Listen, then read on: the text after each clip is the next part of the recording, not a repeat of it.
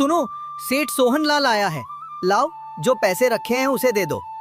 थोड़े से तो रुपए ही हैं, दे दूं तो कंबल कहाँ से आएगा? सर्दियाँ शुरू हो गई हैं, माघ पूस की रात खेत में कैसे कटेगी? तुम सेठ से कह दो फसल पर रुपया देंगे। गोपाल थोड़ी देर तक चुपचाप खड़ा रहा और अपने मन में सोचता रहा। जाड़ा सर पर आ गया है, बिना कंबल के झार की रात कटेगी नहीं, लेकिन बिना पैसे लिए सेठ यहाँ से जाएगा नहीं। लक्ष्मी, लाओ पैसे दे दो, सेठ मानेगा नहीं। किसी तरह पीछा तो छूटे, कंबल के लिए कोई और इंतजाम कर लेंगे। लाओ लक्ष्मी, अब जल्दी करो, सेठ मानेगा नहीं। कर चुके दूसरा इंतजाम, जरा मैं भी तो सुनो, कौन सा दूसरा इंतजाम कर लोगे? न जाने सेठ का कितना रुपए बाकी है जो किसी तरह अदा ही नहीं होता। मैं कहती हूँ तुम खेती क्यों नहीं छोड़ देते? मर मर के काम करो, पैदावार हो तो कर्ज अदा करो। ऐसी खेती से बाज आए, मैं रुपए ना दूंगी। तभी पीछे से सेठ सोहनलाल की आवाज आती है। अरे ला गोपाल, जल्दी कर, इतना वक्त नहीं है मेरे पास। तू कर्ज अदा करता है कि नहीं? कंबल के लिए कोई और इंतजाम कर लेंगे। लाओ लक्ष्मी, अब जल्दी करो, सेठ मानेगा नहीं। हाँ ठीक है, देती हूँ।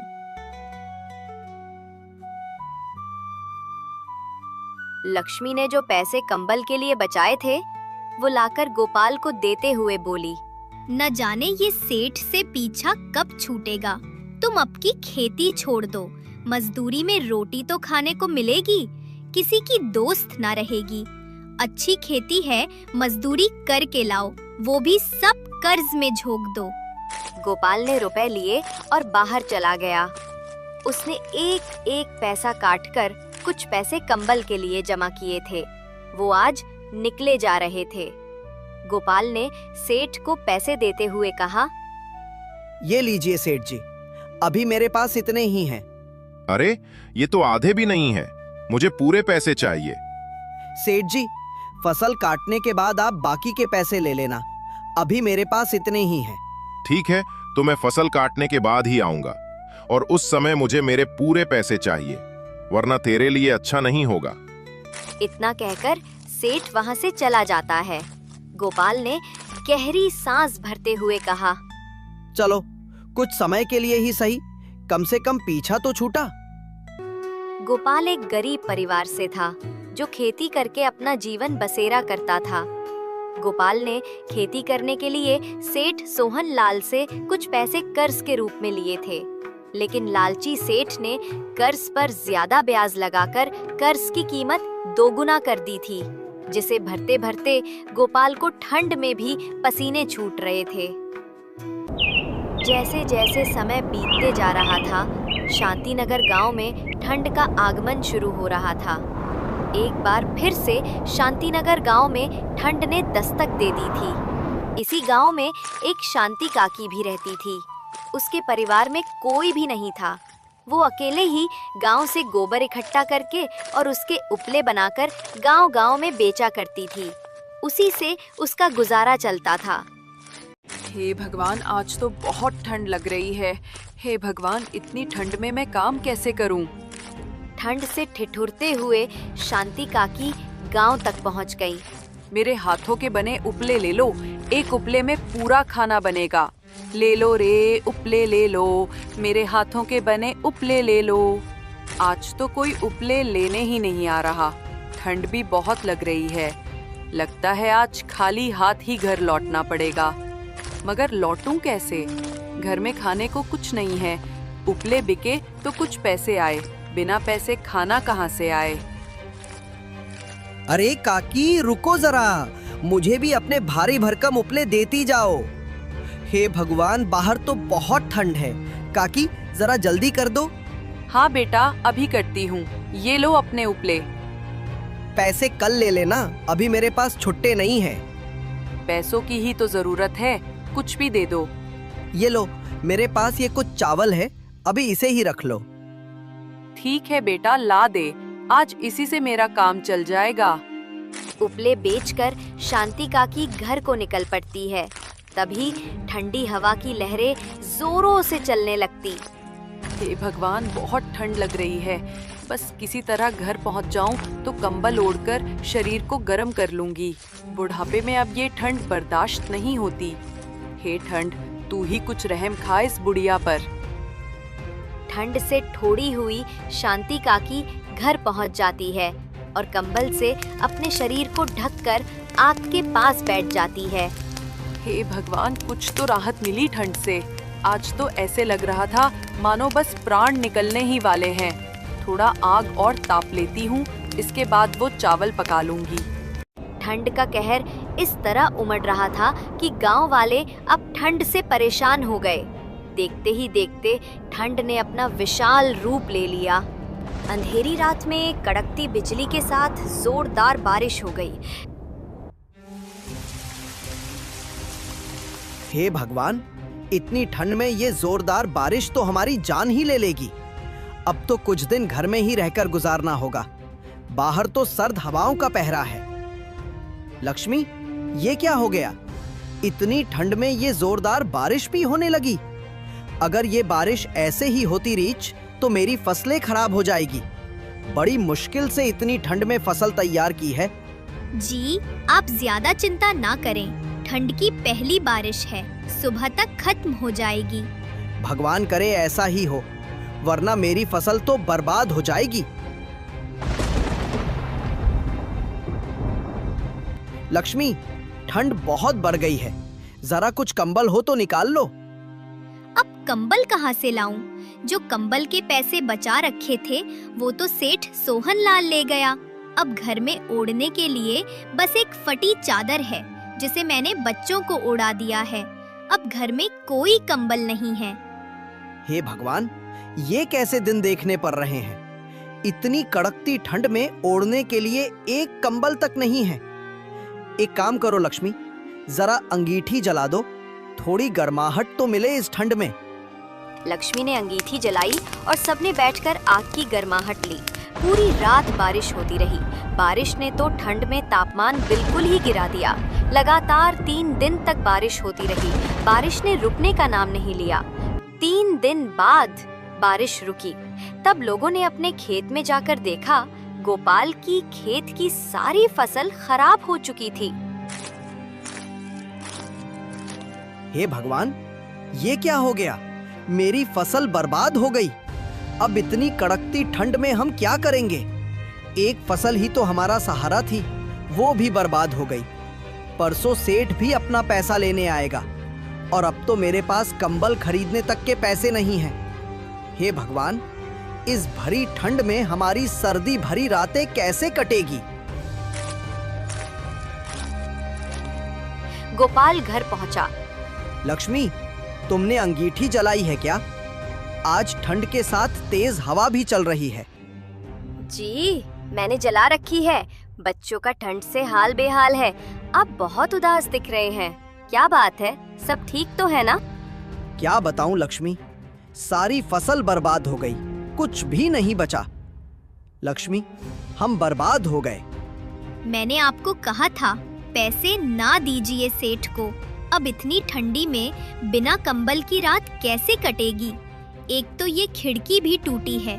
ठंडी ठंडी हवा घर में घुस रही है। बच्चे भी ठंड से ठिठुर रहे हैं। बस एक इस अंगीठी का ही सहारा है। अंगीठी की भी लकड़ियां खत्म होने वाली है। लगता हम ठंड से मर ही जाएंगे। चिंता मत करो लक्ष्मी, मैं अभी जाकर जंगल से कुछ लकड़ियां ले आता हूँ। नहीं, जंगल मत जाइए। बाहर ठंड बहुत बढ़ गई है। आप एक काम कीजिए, बलराम काका से कुछ मदद मांग लीजिए। कुछ लकड़ियां उनके घर से ले आएं। बलराम काका सबकी मदद करते हैं, हमारी भी जरूर करेंगे। ठीक है लक्ष्मी, मैं अभी बलराम काका के घर से लकड़ियां लेकर आता हूँ। कम से कम रात तो कटेगी। इतना कहकर गोपाल बलराम काका के घर की ओर चल पड़ता है। तभी अचानक भारी बर्फबारी होने लगती है। हे भगवान, ये क्या कर रहे हो? कभी बारिश, कभी बर्फ। जान ही ले लोगे क्या इस गरीब की? किसी तरह गोपाल बलराम काका के घर पहुंचा। काका, कुछ लकड़ियां दे दो। अभी बहुत ठंड है तो जंगल नहीं जा पाऊंगा। अंगीठी की राख भी ठंडी होने वाली है।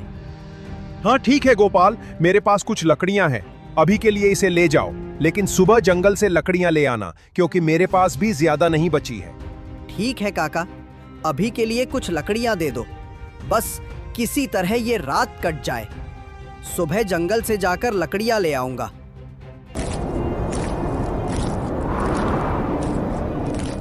गोपाल लकड़ियां लेकर घर पहुंच जाता है। ये लो लक्ष्मी, ये कुछ लकड़ियां हैं, इसे एक एक करके जलाना, पूरी रात कट जाएगी। ठंड भरी वो रात किसी तरह गोपाल लक्ष्मी ने गुजार ली।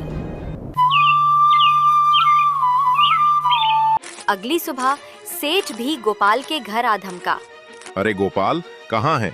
बाहर आ जल्दी से, मेरे कर्ज के बाकी के पैसे दे। ठंड बहुत हो रहे है, मैं ज्यादा देर रुक नहीं सकता। गोपाल निराशा भरे मन से बाहर आता है। सेठ जी, मेरी फसल बर्बाद हो गई है, मेरे पास अब एक भी पैसा नहीं बचा है। सेठ जी, कुछ दिन रुक जाइए, फिर मैं कहीं से मजदूरी करके आपकी कर्ज को चुका दूंगा। अरे, अब तेरे बहाने और नहीं चलेंगे, मुझे मेरे पैसे चाहिए। और अगर तू कर्ज के पैसे नहीं दे सकता तो अभी से तेरा घर और तेरे खेत दोनों मेरे हुए। जा, अभी इस घर से निकल जा।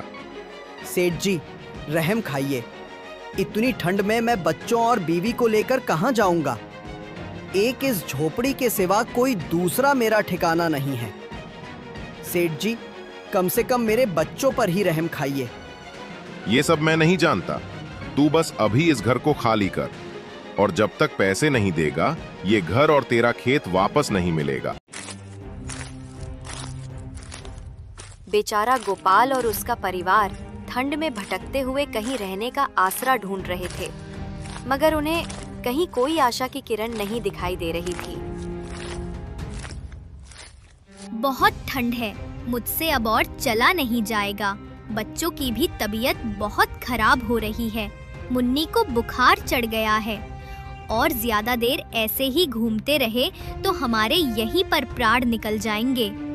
अभी हम यहाँ नहीं रुक सकते, रात होने से पहले हमें सर ढकने के लिए कुछ तो ढूंढना ही होगा। जैसे जैसे दिन ढल रहा है, ठंड बढ़ती जा रही है। बहुत दूर चलते चलते उनको एक झोपड़ी दिखाई देती है। लक्ष्मी, वहाँ देखो, वहाँ एक झोपड़ी है।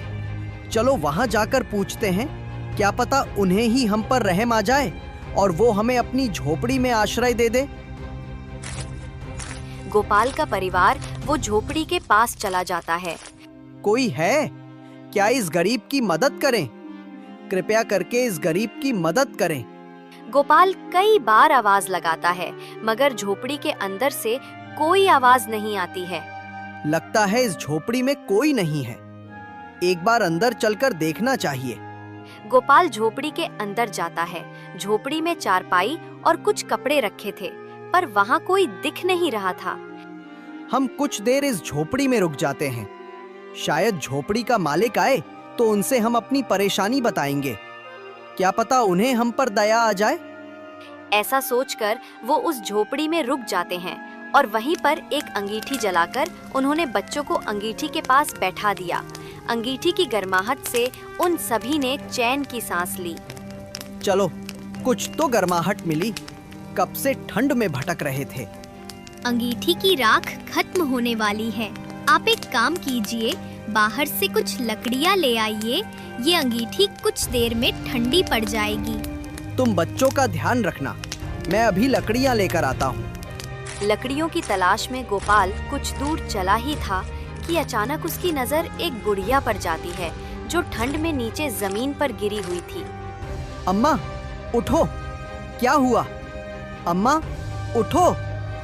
अम्मा, लगता है ज्यादा ठंड की वजह से अम्मा ठंडी पड़ गई है और बेहोश होकर यहाँ गिर गई। गोपाल अम्मा को लेकर उस झोपड़ी में आ जाता है। ये कौन है और इन्हें क्या हुआ? पता नहीं, ये जमीन पर बेहोश पड़ी हुई थी, शायद ठंड लग गई है। इन्हें यहाँ अंगीठी के पास लेटा देता हूँ, थोड़ी गर्माहट मिले तो शायद इनकी आंखें खुले। थोड़ी देर शरीर को गर्माहट मिलने के बाद शांति काकी की आंख खुल जाती है। अरे बेटा, कौन हो तुम? मैं तो घर आ रही थी, अचानक ठंड की वजह से मैं चक्कर खाकर गिर गई। इसके बाद मुझे कुछ भी याद नहीं। अच्छा अम्मा, तो ये आपका घर है। अम्मा, मैंने जब तुम्हें बेहोश देखा तो मैं तुम्हें उठाकर झोपड़ी में ले आया। लेकिन बेटा, तुम यहाँ कैसे? और तुम्हारा पूरा परिवार भी यहाँ है? गोपाल शांति काकी को अपने साथ हुई सारी घटना के बारे में बता देता है। हे भगवान, सत्यानाश हो उस जालिम सेठ का, जो इतनी तड़पती ठंड में तुम्हारे बच्चों, बीवी सबको घर से बाहर निकाल दिया। अरे, कम से कम बच्चों पर ही तरस खा लिया होता। ना जाने ये अमीर लोगों का दिल कहाँ मर गया है। तुम चिंता मत करो बेटा, तुम जब तक चाहे मेरे साथ रह सकते हो। मेरा तो वैसे भी कोई नहीं है और मेरे हाथ पैर भी काम नहीं करते। ये ठंड मुझसे अब बर्दाश्त नहीं होती। इससे अच्छा तो भगवान ही उठा लेता मुझे। अम्मा, ऐसा क्यों बोलती हो? मैं हूं ना, और लक्ष्मी भी है। अब से हम आपका ध्यान रखेंगे। सदा खुश रहो बेटा। लगता है भगवान भी यही चाहते हैं कि तुम मेरे साथ रहो। ठंड भरी रात वो सभी मिलकर किसी तरह गुजार लेते हैं। अगली सुबह गांव में हल्की धूप निकलती है। लोग बहुत खुश होते हैं और सभी घरों के बाहर आते हैं। सभी बाहर बैठकर धूप लेते हैं। देखो अम्मा, इतने दिनों बाद आज धूप निकली है। चलो थोड़ा धूप ले लेते हैं। सभी बाहर बैठकर धूप लेते हैं। इतने दिनों बाद थोड़ा शरीर को राहत मिला है।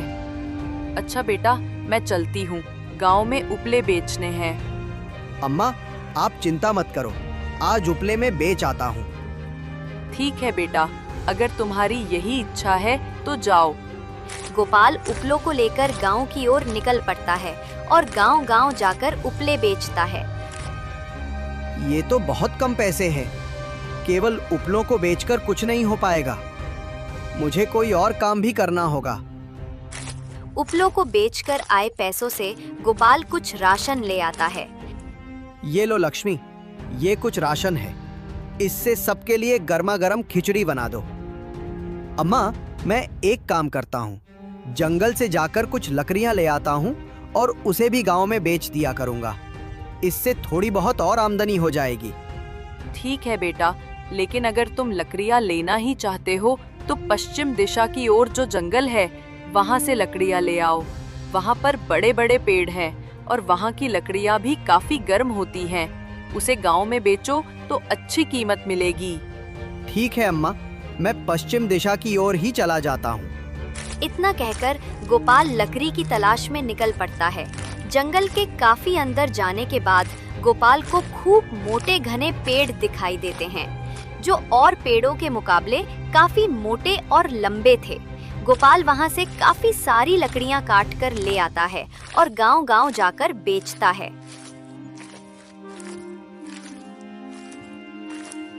आज सारी लकड़ियां बिक गई और ये कुछ लकड़ियां मैंने हमारे लिए भी बचा ली थी। बाहर बहुत ठंड है, जरा इन लकड़ियों को जला दो तो मेरे शरीर को थोड़ा गर्माहट मिल जाए। फिर लक्ष्मी उन लकड़ियों को जला देती है। उन लकड़ियों के जलते ही पूरा कमरा बिल्कुल गर्म हो जाता है। वो लकड़ियों की आग में न जाने कौन सा तेज था, जो पूरे कमरे में गर्मी फैल जाती है। बाहर ठंड की बर्फबारी हो रही थी और खिड़की से आने वाली हवा घर में घुसते ही गर्म हो जा रही थी।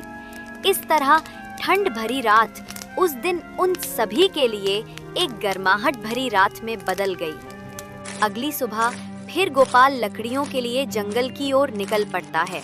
लकड़ियां लेकर जब गोपाल गांव पहुंचा तो गोपाल की लकड़ियां खरीदने के लिए लोगों की एक भीड़ सी जमा हो गई।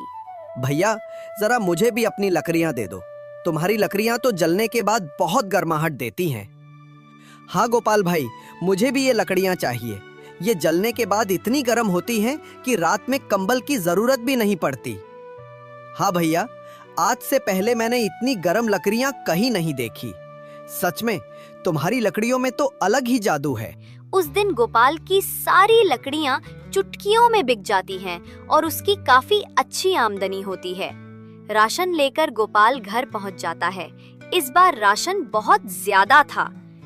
अब हम इन लकड़ियों को बेचकर अच्छे पैसे कमा लेंगे। हाँ बेटा, ये बहुत पुरानी लकड़ियाँ हैं। बहुत समय पहले मेरे दादा परदादा उसी जंगल में रहा करते थे। वहाँ के ज्यादातर पेड़ उन्हीं की देन है। इस तरह गोपाल लकड़ियों को बेचकर काफी अच्छे पैसे कमाता है और कुछ ही समय में गोपाल सेठ सोहन लाल का सारा पैसा लौटा देता है और साथ ही अपना घर और खेत दोनों छुड़कवा लेता है। अब गोपाल और उसका परिवार वापस अपने घर में आ गए थे। शांति काकी भी अब गोपाल के साथ ही रहा करती थी। गोपाल ने जंगल से लकड़ियां लाना बंद नहीं किया। इस बार की ठंड गांव पर कहर बनकर तो जरूर टूटी थी, मगर गोपाल की वजह से अब गांव वालों की सर्दियां बहुत मजे से कट रही थी।